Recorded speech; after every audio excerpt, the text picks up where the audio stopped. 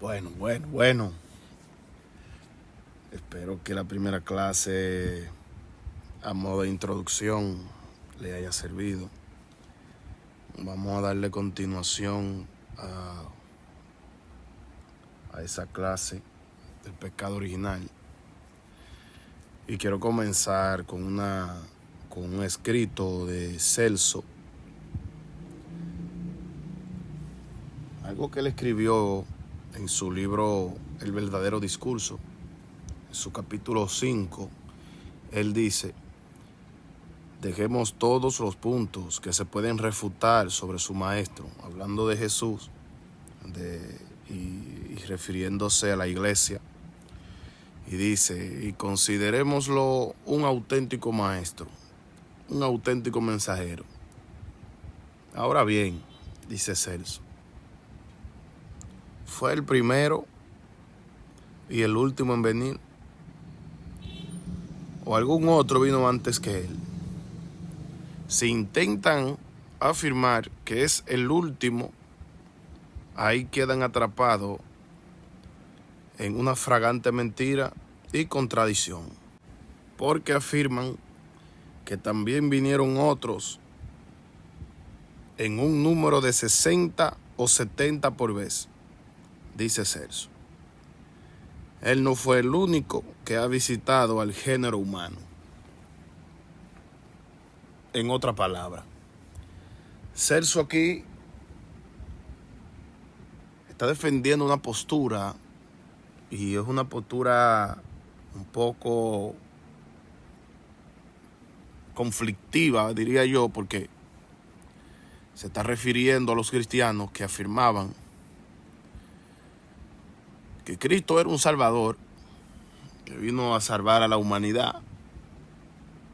Y Celso aquí lo que está es derribando precisamente ese argumento de ellos, porque Celso le está diciendo: yo quiero que ustedes me digan si solamente ha venido él, si fue el primero y el último. Esto aquí es tremendo, porque el mismo Celso afirma en su libro, en el capítulo 5, que Jesús no era el único que había aparecido. Jesús fue el que fue tomado por Roma, pero Jesús no fue el único maestro que apareció. Aparecían en manadas grandes de personas. Muchos maestros, bastantes. Celso dice que aparecían de 50 a 70 por grupo. Y estaba lleno de maestros de esa categoría por todos lados. Ahora nosotros tenemos la vista puesta en Jesús, pero Jesús era uno de los muchos, según la historia. Y el mismo libro, la misma Biblia lo dice. Sí, en el libro de los Hechos, creo que Gamaliel menciona un Teudas y unos cuantos ahí. Como dije en la clase de introducción, el pecado original es pues la base fundamental de todas las religiones. El pecado original, porque hay que ponerle el temor a la gente, el miedo, y hay que agarrar a la gente en esa trampa, hacer la gente que se sienta culpable, etcétera, etcétera, etcétera. Ya lo vimos en la clase de introducción. Entonces esto es bien tremendo. Entonces en todo el Tanakh no aparece la idea de un pecado original. En todo el Tanakh, en la Biblia judía, en la Biblia hebrea, no aparece la idea del pecado original. No la tenemos. Entonces construir una religión tomando un libro y poner cosas en esa religión, poner elementos en esa religión que no aparecen en el libro que se tomó para elaborar dicha religión es una aberración, eso es una locura. Porque si vamos a tomar un libro para elaborar una religión, pues debemos apegarnos a lo que dice el libro. Pero en el Tanakh, que es la Biblia hebrea, y de ahí es que parte todo este cristianismo, porque tenemos más Biblia y tenemos más religiones. Entonces, todo esto es una doctrina cristiana. Esto es una pura elaboración de Roma, que toma a Jesús, que toma a personas de la Biblia y hace lo que le da la gana con eso. Porque el propósito al final es controlar las masas. El propósito al final es controlar las masas. De todo esto es pura doctrina cristiana, pura doctrina católica. Fuera de Roma no existe cristianismo. Fuera de Roma no existe cristianismo. Hay que entenderlo eso. Fuera de Roma no existe cristianismo. Tenemos entonces un dilema aquí. Si la creación es perfecta, ¿cómo pecó Adán? ¿O a qué estamos llamando perfección? Eso es interesante. Porque si Adán era perfecto, no podía pecar. Bueno, se le dio libre albedrío, pero era perfecto. No importa que tuviera libre albedrío. Era perfecto. Un ser perfecto tiene la capacidad de discernir qué cosas sí, qué cosas no. Porque es perfecto. Independientemente de que pueda tomar la decisión que sea. Es perfecto. Va a tomar siempre una decisión correcta. Entonces una cosa no tiene que ver con la otra. Entonces, ¿a qué estamos llamando nosotros? Entonces, perfección. Entonces, perfección, según se nos vendió la idea, está relacionado a algo moralmente bueno. Pero no es así. Perfección está relacionado a equilibrio de todo lo creado. A eso está relacionada la perfección. A encontrar el equilibrio en todo lo creado. Por ejemplo, la cadena alimenticia entre los animales. Eso mantiene un equilibrio. ¿Para qué? Para que no haya una sobrepoblación de especies. Eso es perfección. Eso es perfección. Entonces, perfección es poder poner los dos polos en equilibrio. La luz, la tiniebla, el bien, el mal, como lo queramos llamar, lo malo, lo bueno, ponerlo en equilibrio. ¿Cuál es el problema principal de la religión? Pues sencillo, el problema principal de la religión es que la religión quiere anular el polo opuesto a la luz, digamos la tiniebla. La religión trabaja arduamente para que el hombre anule por completo la oscuridad en él.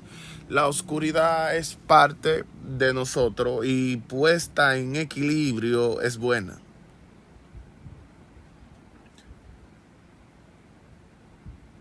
Si nosotros tomamos la luz y nos vamos solamente para el bando de la luz, para el lado de la luz, eso es malo. Porque eso es un desequilibrio. Y es por eso que encontramos a Salomón en Eclesiastes diciendo, hey, no hagas mucho mal, pero tampoco hagas mucho bien. Y dice más, no seas muy dado al mal, pero tampoco seas muy dado al bien. No hagas mucho bien, o acaso quieres tú perder la vida antes de tiempo. Eso es increíble. Eso es tremendo. Entonces yo creo que perfección está muy relacionado a poner en equilibrio todas las cosas. Partiendo de ahí, Romanos 5:12, por tanto, como por un solo hombre entró el pecado en el mundo, y por el pecado la muerte, y así la muerte alcanzó a todos los hombres, por cuanto todos pecaron. Primeramente, la palabra pecado es un invento. Nadie pecó. Nadie es culpable de nada. Nadie pecó. Nadie es culpable absolutamente de nada. La palabra pecado es un invento, igual como el pecado original. El hombre no está pecando, el hombre está resolviendo su vida. Es un carro que está en un mecánico y a ese carro se le está resolviendo un problema. Eso somos nosotros aquí. Estamos evolucionando. En ese proceso de cambio, de evolución, de transición, nosotros vamos a errar en la diana, vamos a tirar y vamos a errar al blanco, vamos a tener que volver a tirar una y otra vez. Jatá, la palabra que se define como pecado, que no es pecado, es fallar al blanco, no es pecado, no define pecado, es fallar, es errar, es no dar en el blanco, pero no es pecado. La palabra pecado la ponen ahí, pero no es pecado, no existe el pecado. Nadie está pecando, nadie está siendo culpable y nadie va a ser juzgado por nada. Aquí nosotros estamos resolviendo un dilema de vida. Entonces el apóstol Pablo, la máxima expresión del cristianismo, el gurú del cristianismo, en Romanos 5:12 salta con esta barbaridad que es una estupidez grandísima y dice que porque todos pecaron, dice que porque Adán pecó, todos los hombres pecaron y que el pecado entró por Adán y pasó a todos los hombres. Mentira de Pablo. Mentira de Pablo. Esta doctrina luego la adopta la iglesia y esto, San Agustín lo incluso escribieron acerca de esto, y luego que San Agustín escribió de esto, el mismo San Agustín dice, no, es una mala interpretación del pecado original y esa idea es una mala interpretación. Ahora, estoy hablando de lo que está apareciendo, de la escritura neta, de lo que dice Romanos 5:12. Ahora, falta saber si verdaderamente Romano dijo eso, o sea, si Pablo, perdón, dijo eso, o eso lo pusieron ahí. Porque la Biblia es un libro que ha sido modificado tantas veces que ya uno no sabe lo que está leyendo. Falta saber si verdaderamente Pablo lo dijo o si esta es la construcción de la mano de Roma aquí. Entonces, el pecado no entró al mundo, según la Biblia. Quien desobedece es Adán. Y ya había más personas en el mundo. Porque incluso cuando Caín llega a la tierra, después de salir de la casa de su papá, ya había habitantes en aquella tierra y aquella tierra tenía un nombre. Entonces no estamos hablando de una humanidad que supuestamente pecó, estamos hablando de un ser llamado Adán que cometió una desobediencia. Ahora, el factor aquí es el siguiente. Porque Adán no define a un hombre, a un sexo masculino, define a una conglomeración de personas, a un grupo de personas, a un clan, una nueva humanidad, una raza con diversos tipos de sangre y muchísimas cosas. Entonces Adán no define al hombre masculino. Entonces decir que Adán pecó. Ahora, cuando nos vamos a referir al hombre como masculino, no aparece la palabra Adán, porque Adán es humanidad. Y decir que Adán pecó es decir que toda la humanidad fue que comió de ese árbol al mismo tiempo. Eso es absurdo. Porque cuando nos referimos al hombre, el masculino, no usa la palabra Adán, usa la palabra Ish. Entonces, si hubo un Ish que pecó, hay que ver quién fue ese Ish que pecó. Pero no podemos decir que Adán pecó, porque Adán es humanidad, no hombre. No masculino, no define un sexo. Cuando se habla de ish, se habla de sexo, se habla de varón. Ni siquiera está definiendo a una persona en específico, se está hablando del varón, de ish. Cuando se habla del sexo femenino, se habla de isha. Tampoco está hablando de Java o de Eva. Está hablando de una que tenía un sexo femenino. Pero todo eso hay que tenerlo claro. Si no tenemos eso claro, entonces ¿cómo partimos? ¿Cómo llegamos? Creyendo en fábula, en mito y en cuento. Pablo dice que no había ley. Pero ¿cómo sabía Caín que no se podía matar?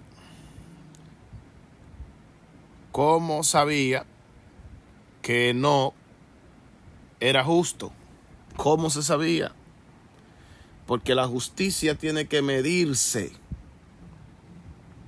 La justicia tiene que medirse. Hay una vara para medir la justicia, para determinar quién es justo y quién no lo es. Si no había ley, entonces ¿cómo se determina esto? ¿Cómo se determina que Noé era justo si no había ley? ¿Qué es lo que Pablo está diciendo? Porque para mí Pablo aquí lo que está hablando es otra loquera. Pablo dice que no había ley, pero tiene que haber una vara que mida por la cual se pueda llegar a una determinación, a una conclusión de que fulano es justo. ¿Por qué? Porque ha cumplido con esto y esto y esto y estos requisitos, una vara de medir. Pero Pablo dice que no había ley. Entonces, si no había ley, no podían juzgar a nadie, y si no había ley, no había forma de decir que alguien era justo o era injusto. Entonces, si no había ley, ¿por qué entonces son juzgados tantos miles de personas en un diluvio universal? Y son matados por ese Dios Yahvé. Entonces, todas esas cosas están ahí en la Biblia, pero nosotros no nos hemos detenido a buscar, a pensar, a analizar, a poner en perspectiva eso. A poner esos paralelos. Cerrado, creyendo en miles de cosas. Así a lo bruto. Entonces tiene que haber una vara que mida para determinar si alguien es justo o no. Génesis 4:7, en la Nueva Traducción Viviente, dice: serás aceptado si haces lo correcto. Eso le está hablando Yahvé a Caín. Pero si te niegas a hacer lo correcto, entonces ten cuidado, el pecado está a la puerta,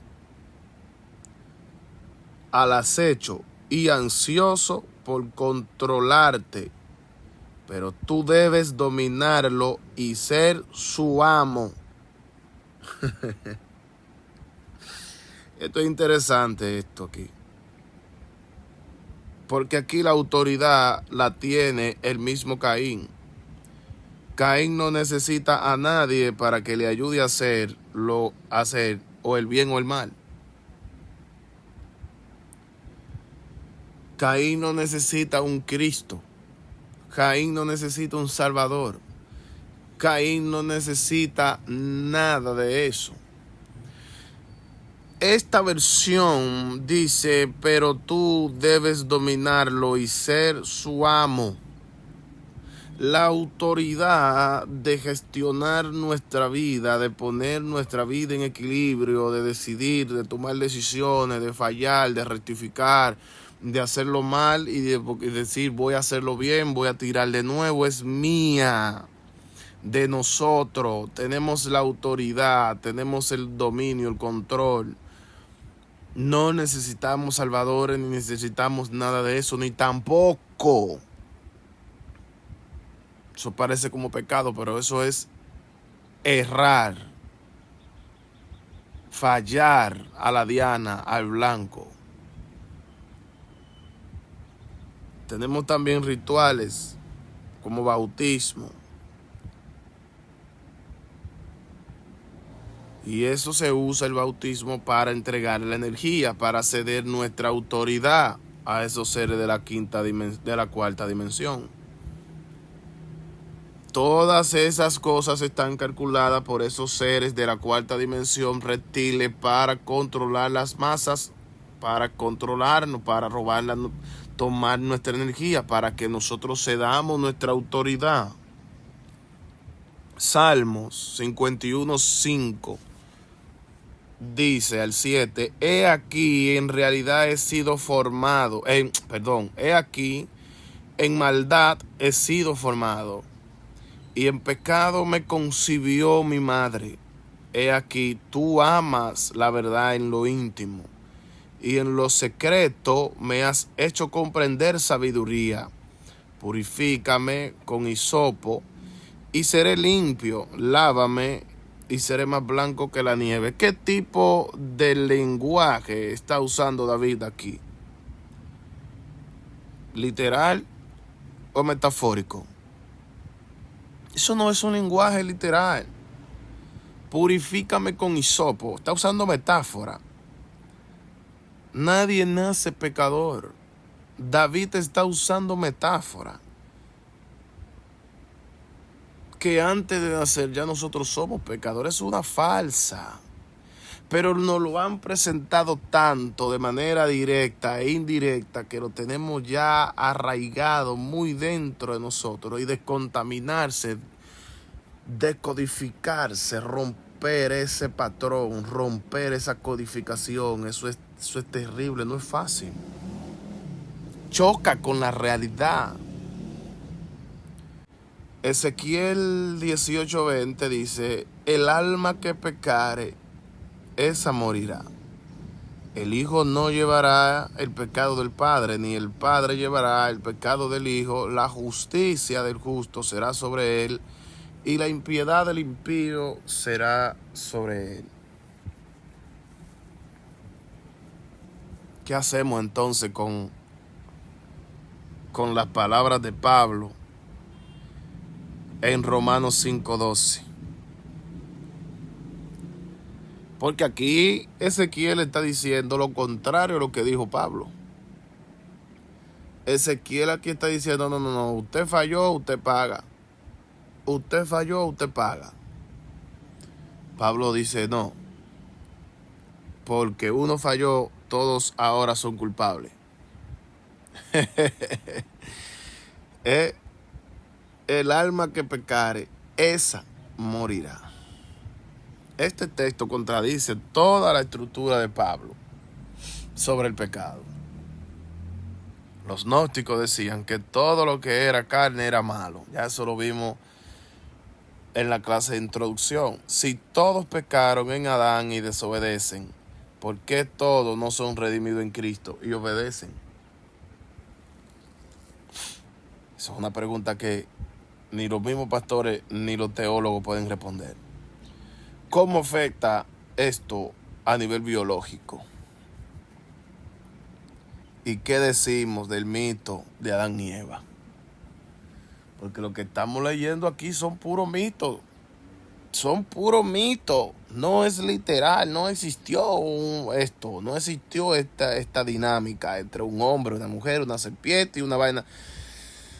Puede que sí haya existido, pero no ahí donde lo dice la Biblia, y no de la forma que la Biblia lo presenta. Porque esto puede ser otra cosa. Porque esto viene de todos los libros antiguos, pasando de generación en generación. Entonces, la doctrina de la iglesia sobre la transmisión del pecado original fue precisada, sobre todo en el siglo V, en particular bajo el impulso de la reflexión de San Agustín contra el pelagiano o el pelagianismo. Y en el siglo VIII, en oposición a la Reforma Protestante. una guerra entre ellos, entre todos ellos. Entonces, hatá es un error rectificable. No es una acción que te lleva a una perdición y a un infierno como te lo muestra el cristianismo. Es una locura. Entonces, Amartya dice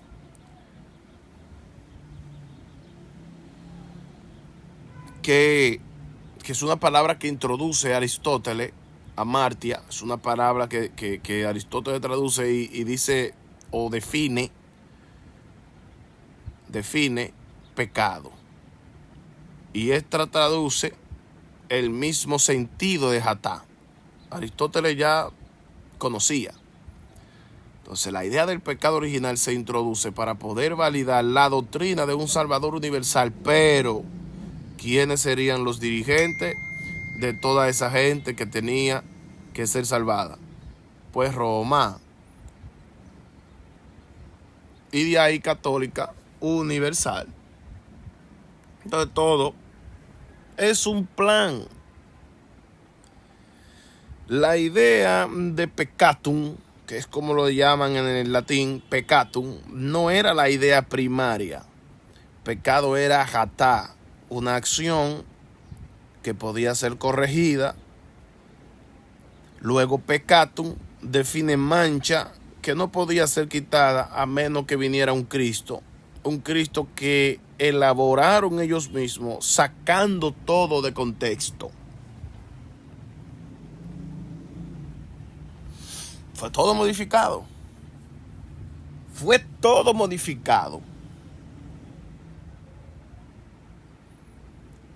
Entonces, no es el Tanaj judío el que nos dice o el que nos hace pecadores de nacimiento.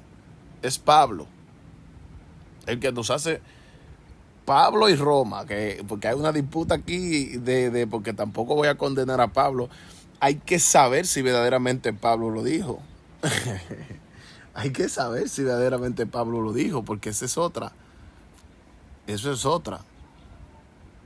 Entonces, si Cristo anuló el pecado y hizo nueva criatura a los suyos, ¿por qué el pecado sigue vigente y los suyos siguen pecando y matándose, estafando y todo lo demás que encarna, que enmarca, que encuadra la palabra pecado según la doctrina evangélica? El ser humano está aquí para aprender lecciones por medio de experiencias, unas dulces, otras amargas, pero todas son buenas. No está aquí para ser juzgado ni para ser salvo, porque es un ser repugnante, como nos enseñó la religión, que no somos nada, que no somos merecedores, que no nos merecemos nada, que somos basura, que somos gusanos.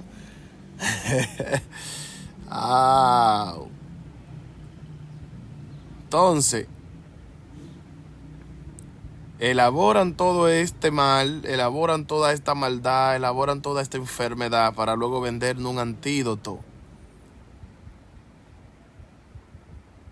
Porque para venderte un antídoto hay que enfermarte primero, como pasó con el COVID. Primero nos enferman, luego nos inyectan y nos programan. Entonces el mismo San Agustín luego reconoce que la traducción estaba mal. Nadie ha pecado. Nadie es culpable de nada. Esto toma fuerza en el concilio de Cartago, el año 397, puesto como dogma de fe. El pecado original pone a la mujer como mala. Y esta tiene que vivir sometida al macho, al varón. Esto viene desde siempre. Si nosotros vemos ahora el golpeo, esos golpes constantes que le dan a la mujer en el cristianismo, eso viene de ahí mismo, de esa misma programación judía, yavista, porque Yahvé era un ser machista. Dios, su madre.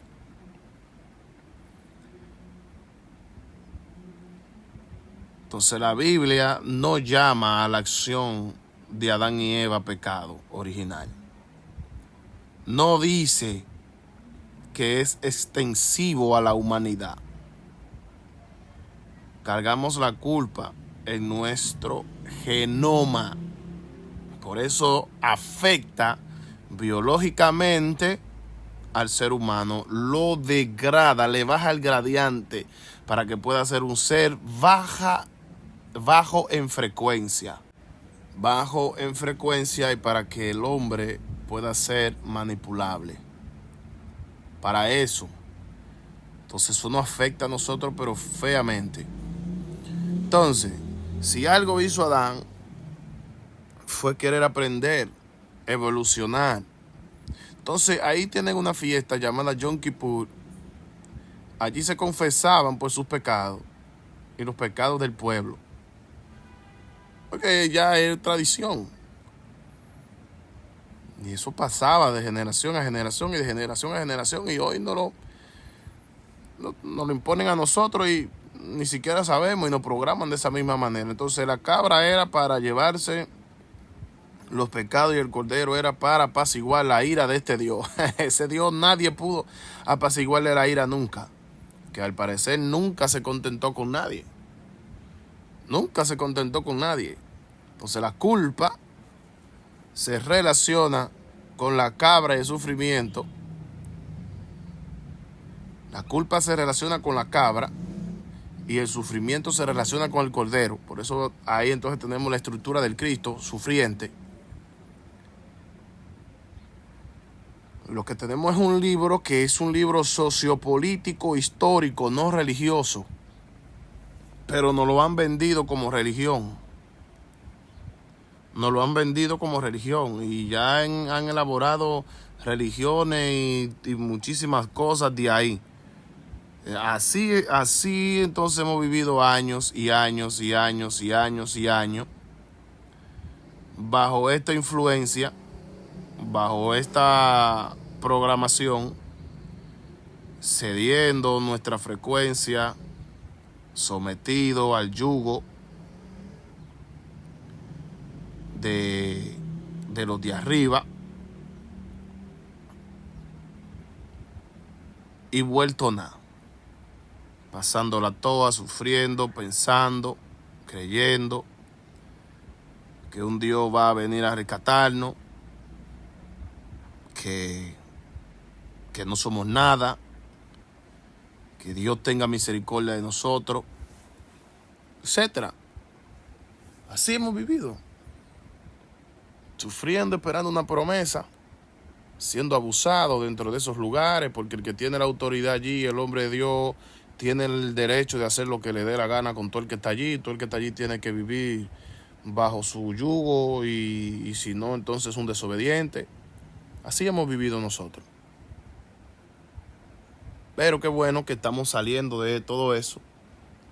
Qué bueno que los ojos se han abierto. Y qué bueno que estamos aquí aprendiendo más, investigando. Así que ya ustedes saben, esta ha sido la segunda parte del pecado original. Espero que les haya gustado y que ustedes mismos sigan investigando y ustedes mismos sigan aportándole a su vida. Porque no solamente escuchar esto, sino convertirse en una persona que busca, que indaga, que explora, que tiene también sus propias conclusiones, su propia definición, creencia y certeza de las cosas. Nos vemos en la próxima clase.